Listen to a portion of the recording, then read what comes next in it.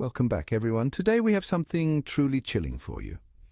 We're diving deep into the heart of college campuses where shadows linger and whispers echo through the halls.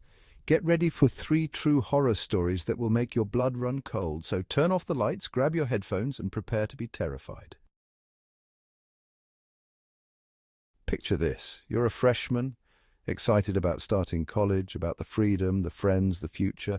You move into your dorm room, unpack your boxes, and think, this is it, this is my new home. But little do you know you're not alone.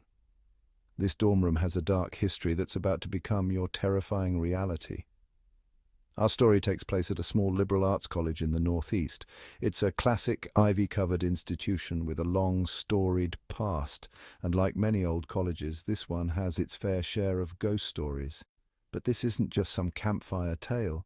This is different. This is real. The student at the center of our story, let's call her Sarah, starts noticing strange things happening almost as soon as she moves into her dorm room. At first, it's just little things, like the lights flickering, the door creaking open on its own. But then, things start to escalate. One night, I'm lying in bed trying to fall asleep when I hear a noise coming from the corner of the room. It's a soft, whispering sound, like someone's mumbling to themselves just on the other side of the wall. I sit up in bed, my heart pounding in my chest, and listen intently. The whispering continues, but I can't make out any words. I tell myself it's nothing, just my imagination playing tricks on me. But deep down, a chill runs down my spine. I know I'm not alone. As the days turn into nights, the strange occurrences become more frequent and more intense. Sarah starts seeing things out of the corner of her eye. Shadows moving in the darkness, a figure standing at the foot of her bed. One night, I wake up in the middle of the night with the feeling that someone is watching me. I open my eyes and see a dark figure standing in the corner of the room, its eyes glowing an eerie red. Terrified, I scream, and the figure vanishes into thin air. She can't take it anymore. She tries to tell her friends what's happening, but they just brush it off as stress or sleep paralysis. They tell her it's all in her head. But Sarah knows what she's seen, what she's heard, what she's felt. She's living in a nightmare, trapped in a dorm room with something sinister, something she can't explain.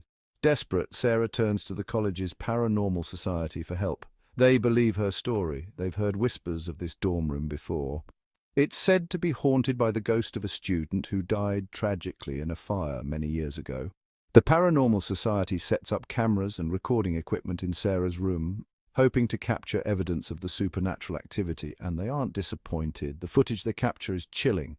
Objects move on their own, disembodied voices whisper in the darkness, and the shadow of a figure can be seen lurking in the background. Faced with undeniable proof, the college is forced to take action. They move Sarah to a different dorm room, and the haunted room is sealed off, never to be used again. But the story doesn't end there. Legends say that the ghost of the student who died in the fire still haunts that room, trapped for eternity within those walls. And some say that if you listen closely enough, you can still hear his whispers echoing through the empty halls of the dorm. Our next story takes us to the hallowed halls of a university library, a place where knowledge is power and silence is golden. But for one student, the library became a terrifying battleground against an unseen force. It was finals week, and the library was packed with students, cramming for exams, their eyes bloodshot, their energy fueled by caffeine and desperation. Among them was Jake, a history major known for his late-night study sessions. Jake always preferred the quiet solitude of the library's top floor, far away from the distractions of the lower levels. It was here, surrounded by dusty tomes and the ghosts of scholars past, that he felt most at peace. But on this particular night, the usual tranquility of the library was shattered by a series of unsettling events. It started subtly with the feeling of being watched. Jake would look up from his books, sensing a presence nearby, but the aisles would be empty. He'd hear the rustle of pages turning, but when he'd look around, no one would be there. At first he dismissed it as fatigue playing tricks on his mind. But as the night wore on, the strange occurrences intensified. Books began flying off shelves, their pages rustling like frantic wings. The lights flickered erratically, casting eerie shadows that danced across the walls. Then came the whispers. Soft, barely audible murmurs seemed to emanate from the very walls themselves, whispering his name, beckoning him deeper into the library's labyrinthine stacks. Fear gnawed at the edges of Jake's concentration as he tried to focus on his studies. He'd glance over his shoulder, expecting to see someone standing there, but each time he'd find himself alone, or so he thought. One night, as I'm packing up my things, preparing to head back to my dorm, I feel a cold breath on the back of my neck. I spin around, my heart pounding in my chest, and come face to face with a translucent figure. It's the ghostly apparition of a young woman, her eyes filled with a mixture of sadness and malice. Her pale hand reaches out towards me, her touch sending a jolt of icy fear through my body. I stumble backward, knocking over a stack of books in my haste to escape the library's spectral clutches. From that night forward, Jake couldn't shake the feeling of dread that clung to him whenever he entered the library. He tried studying in different areas even during the day, but the ghostly presence seemed to follow him wherever he went. Determined to understand the haunting, Jake delved into the library's archives, searching for any mention of the ghostly woman. He spent countless hours poring over old documents, dusty records, and forgotten manuscripts, his search leading him down a rabbit hole of forgotten tragedies and campus lore. And then he stumbled upon a faded photograph tucked away in a forgotten corner of the archives. It was a picture of a young woman, her eyes staring hauntingly back at him, her face a mirror image of the ghost he had encountered in the library. Chapter 3. The Disappearing Roommate. This next story is a chilling reminder that even in the crowded hallways of a bustling college campus, people can vanish without a trace.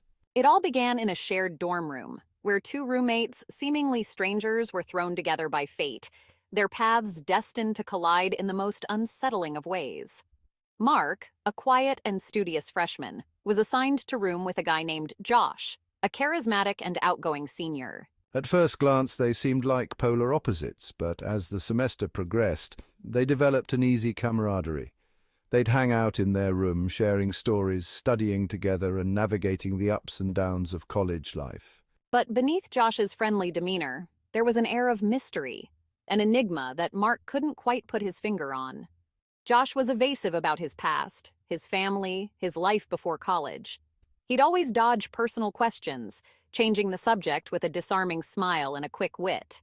Mark, respecting his roommate's privacy, never pushed for answers, content with the illusion of friendship they had built.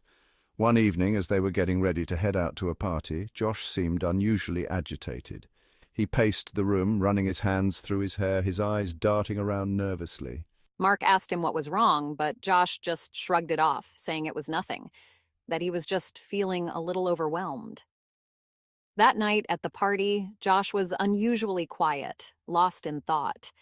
He barely spoke to anyone, spending most of the night staring into his drink, a brooding expression on his face. Around midnight, he abruptly announced that he was leaving, slipping away into the night without a word to Mark. Mark, assuming that Josh had gone back to their dorm room, didn't think much of it. But when he returned to their room later that night, he found it empty. Josh wasn't there. At first, Mark wasn't concerned. Josh was a senior, he had his own friends, his own life outside of their dorm room. He probably just crashed at a friend's place. But as days turned into nights and Josh's absence stretched on, a knot of worry began to twist in Mark's stomach. He tried calling Josh's phone, but it went straight to voicemail.